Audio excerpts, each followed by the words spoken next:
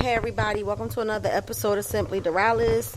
I am Dorales. I know the past couple weeks I haven't been on. Life just kind of bitch smacked me, but I'm alright. I'm back. Stronger than ever. I got my usual co-hosts with me. I got CJ and KC. Say what's up. What's up, y'all? KC's in the kitchen, but he says hi. Okay, so today's topic, per request, is security versus insecurity. It's going to be 3 segments of 15, maybe just 2. Okay, so you know how we do. We always look up the definition. So the definition of insecurity is uncertainty or anxiety about oneself, lack of confidence, the state of being open to danger or threat, lack of protection. Security is the state of being free from danger or threat, a thing deposited or pledged as a guarantee of the fulfillment of an undertaking or the repayment of a loan to be forfeited in case of default. So in psychology, insecurity is described as a feeling, hey Brandon, is described as a feeling of inadequacy and inability to cope. People feeling insecure lack confidence and have anxiety about goals and relationships and their ability to be successful in them. A state or feeling of anxiety, fear, or self-doubt. So the first question that was posed is, what is the root cause of insecurity? There is no one root cause of insecurity. There are actually many factors that can lead to the condition of insecurity. Some of it may stem from a traumatic event, crisis such as like divorce, bankruptcy, or a loss. It can also result from someone's environment, as unpredictability or upset in daily life can cause anxiety and insecurity about ordinary routine events. It could also come from child rearing and a traumatic past. We are products of our environment.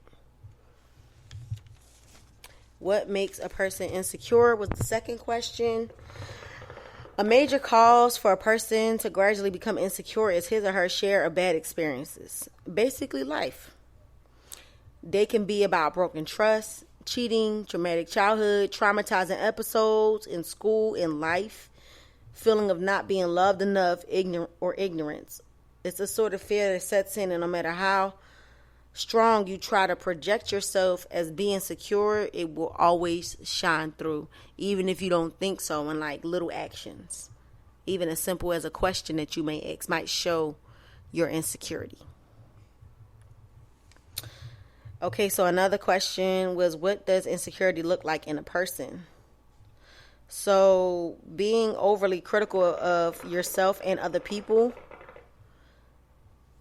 trying to portray yourself as overly confident to mask how you really feel, perfectionism to the point of never being satisfied, strong desire to be alone and avoid social circumstances. Another question is, why is insecurity toxic? The reason why insecurity is toxic is because feeling insecure, while feeling insecure is natural, it is natural to feel insecure about certain things in life. Because the whole thing of insecurity is lack of confidence. And if you have never been put in a situation before, been in a situation or what you're facing, you don't have the confidence yet. You haven't built it yet. So you may feel hesitant, less confident, basically insecure. It's natural for you to feel that way. But it becomes toxic when problematic behaviors develop, when people consistently attempt to cancel or compensate for their self-doubt. Insecure types are risk adverse and unproductive, and some can be downright nasty and display abusive behaviors. There are 3 major sources of insecurity. It's insecurity due to rejection, insecurity from social anxiety, and insecurity due to perfectionism. I know a lot of you might question, like, how are you insecure if you want everything perfect? You want everything perfect because you don't have that trust. You don't trust for people or whoever is around you to meet to your standards. You have to have everything perfect so that no one can see into your glass house, because you're afraid they might see everything that you see wrong with yourself. It's about projection. Now, there are ways to break insecurity, but it will not happen overnight. It's definitely an uphill battle. It is definitely something that you got to work with. You have to affirm your own values. You have to take care of your needs first. You have to embrace the awkward, embrace the ugly, embrace the hard.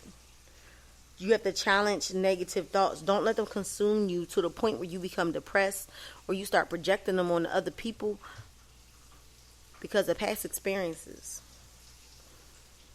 You have to spend time with not only people you love, but people who love you. I'm not talking about people that be like, oh, I love you, girl. You da-da-da. No, I'm talking about people that actually genuinely love you and have your best interest at heart. Now, those might be the people where you not always like what they say or like what they're pointing out, but they're doing it because they genuinely love you. Someone that genuinely loves you is not going to sit there and let you make a fool of yourself. They're not going to sit there and let you do dumb shit and not call you out on your shit. Now, there is a time and a place for everything, and a certain way you can do that. You have to step away from troubling situations. Get out of that toxicity. Get out of them generational curses. Get out of putting yourself in situations where you feed your insecurities. For instance, if you like that dude on the block, but you know that he a hoe, why would you date him? It's just going to reaffirm your insecurity and your broken trust in people. Practice self-care. Self-care is so important.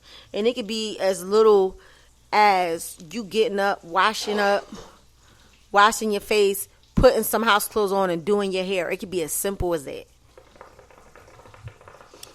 Try gratitude journaling. Write and have a journal where you write and you say everything that you're grateful for. Write everything that you love about yourself. Point out all the positives instead of focusing on the negatives in your life. I'm not saying ignore the negatives because that's not healthy. Keep a feelings journal. When you feel something, don't fester in it. Acknowledge it. Let yourself feel it, but get yourself out of it as well. Communicate openly in your relationships. And I'm talking about not just with your boyfriend and your girlfriend. I'm talking about with all of your relationships. If you cannot communicate openly, then guess what? That relationship is not healthy. You should be able to be vulnerable in healthy relationships, whether it be with your parent, your siblings, your aunts, your uncles, your cousins, your significant other. Take a break. When stuff is overwhelming and you feel like you're about to bust, take that time out for yourself. There's nothing wrong with that. Take that time. Learn different love languages. There are so many different love languages out there to show that you care and that you're cared for or someone cares about you, and it's not always just about fucking.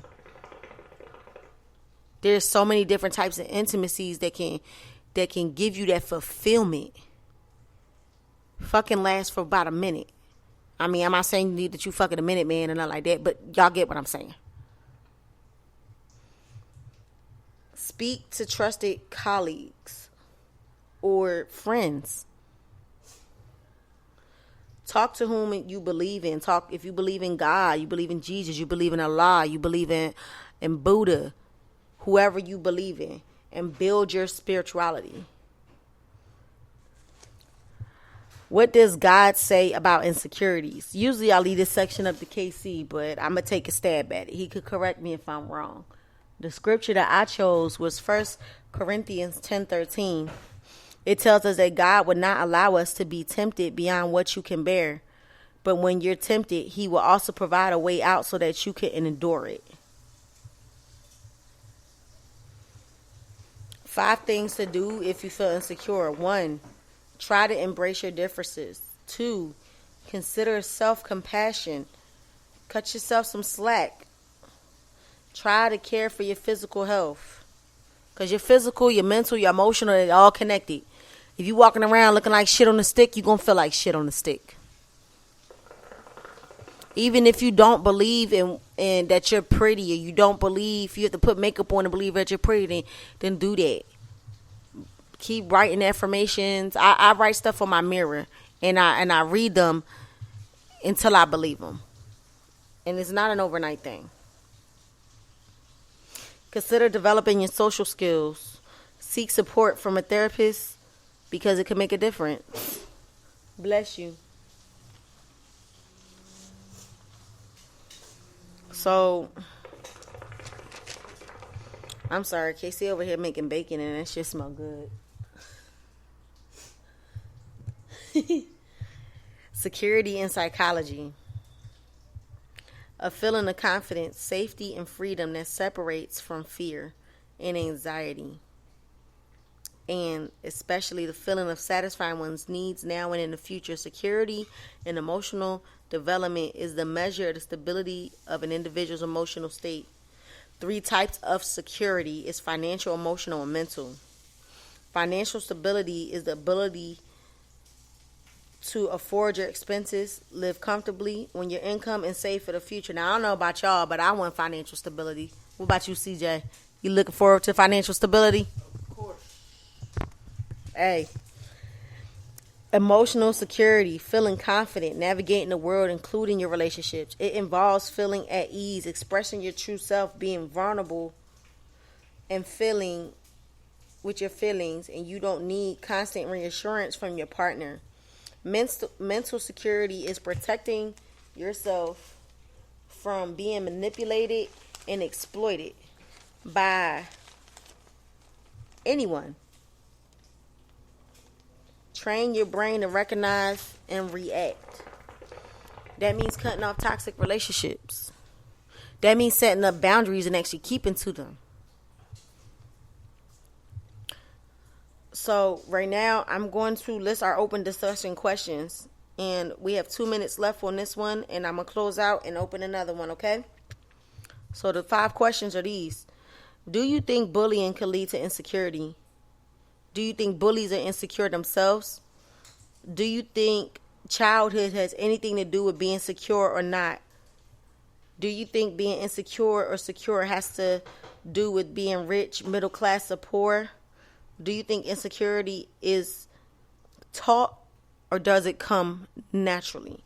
I want you guys to mull over these questions. These are questions that you guys asked. I tried to my best ability to answer the questions. Okay, so I see you have a question, Brandon. KC is currently cooking, but when he comes back, I'm pretty sure that he will have no problem answering your asking about the Bible verse I picked. 1 Corinthians 10:13. It says, tells us that God will not allow us to be tempted beyond what you can bear. But when you're tempted, he will also provide a way out so that you can endure it. It means simply what it says. God is not going to put on more than you can bear. I know it may feel like you're maybe suffocating. I can't take this. I can't take this. We don't know our limits, but God do. He's not going to put more on you than you can take. That's simply what it means to me.